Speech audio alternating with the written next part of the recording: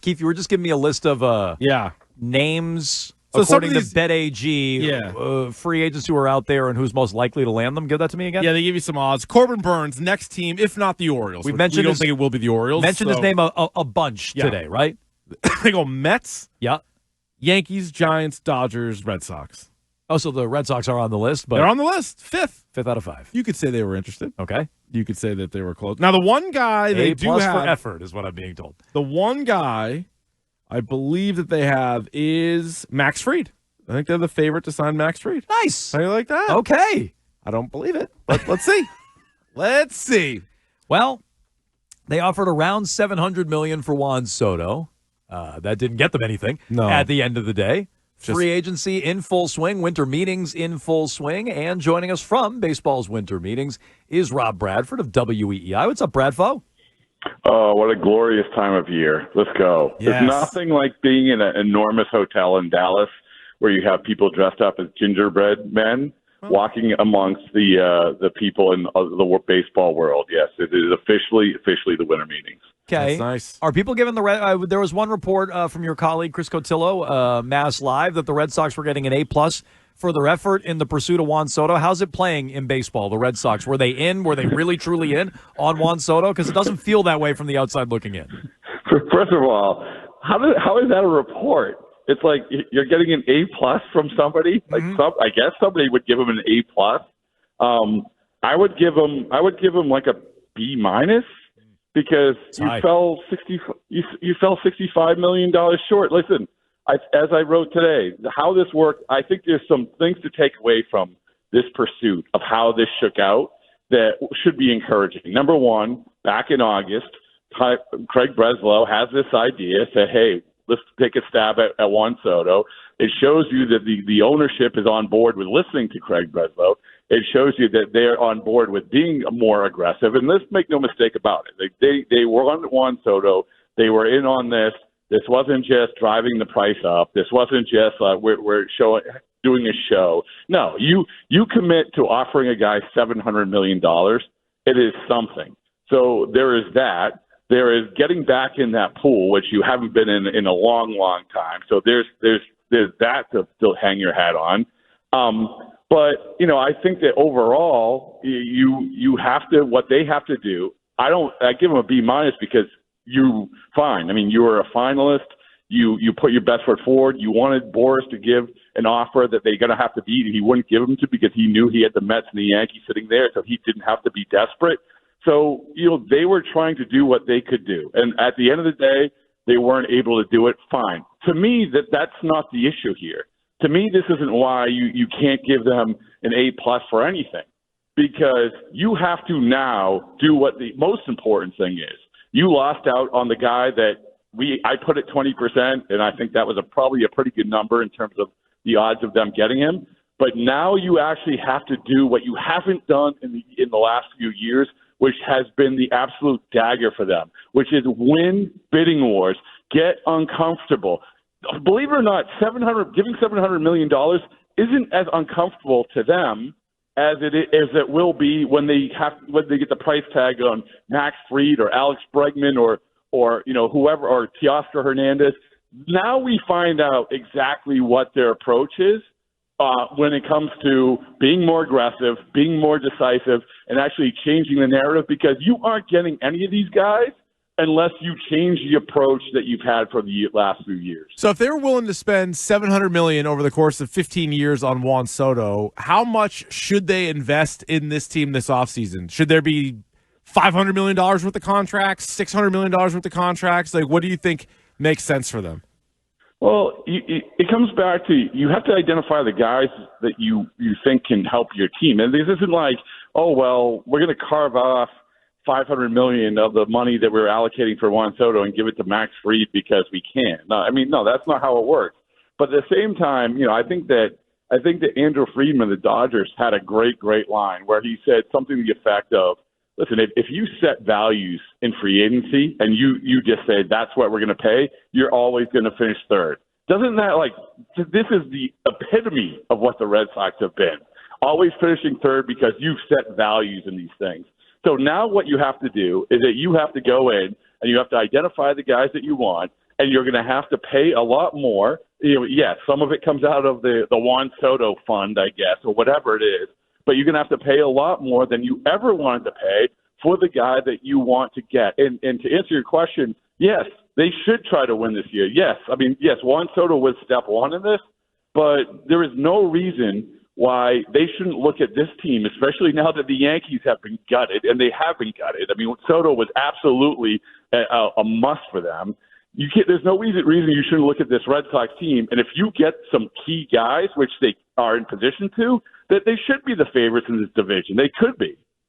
Talking to Rob Bradford, weei.com, Baseball Isn't Boring podcast, live from the winter meetings in Dallas. We've mentioned a few different times, Brad Foe, the names that you brought up as next targets for the Red Sox here in free agency. Fried and Burns, in that order, is how you wrote it.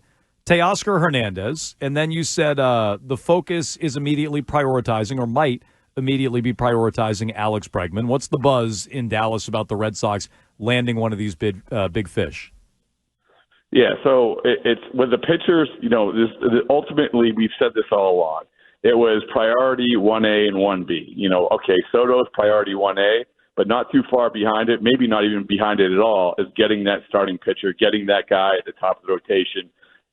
But now what you have is that you have to compete with some of these other teams, including the Blue Jays, by the way, who lost out on Soto, who are in the same desperation that you are to get a Max Fried or get a Corbin Burns. And I do think that Max Fried is a more realistic thing than Corbin Burns. I think Corbin Burns wants to stay on the West Coast, and Max Fried, it makes some sense for them. But at the same time, so you have to do that. And Crochet, I heard you guys mention Crochet.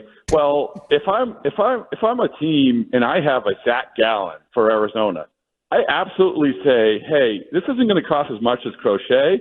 Say, Boston Red Sox, you need a starter. Here you go. Trade for him. So I think that there might be a starter out there that that we aren't talking about, that they might trade for instead of maybe getting uncomfortable for one of these other guys. I'll come back to what I wrote, though, is that I do think what they are focused on is Alex Bregman. And I would not have said that 24 hours ago.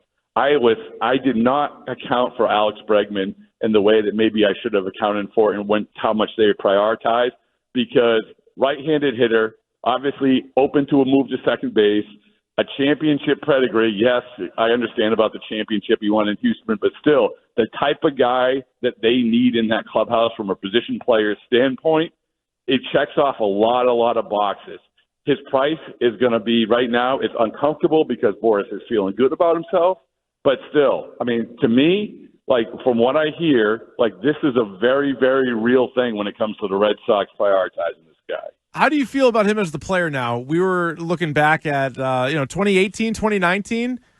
He was great. When he knew what pitch was coming, this guy can hit it out of the park. And since then, I think he's good. Don't get me wrong, he's good, but he's coming off a career low OPS. He seems to be like a 25 home run guy, which you'll take. But I don't know. And if he's not even playing third, where he just won a Gold Glove and moving Devers off to some other spot, how good of a signing do you think Bregman would even be? Well, again, it comes back to if you do sign him, you're going to overpay him, and everyone's going to be like, you're paid way too much money for him. And you look at last year, yeah, no question, the worst year. And I think that this is an excuse. This is just a reality that he was playing with bone chips, and that might have factored in. But still, I think what you have with Alex Bregman is a guy that fits what they need, for all the reasons that I said before, and also is like, is he a great player anymore? Yeah, and do you want to sign a great player as a free agent? Yeah, you do. But let's look at Trevor Story, and I know that nobody wants to say, "Oh, Trevor Story is a good player," but when he's healthy, which has been never.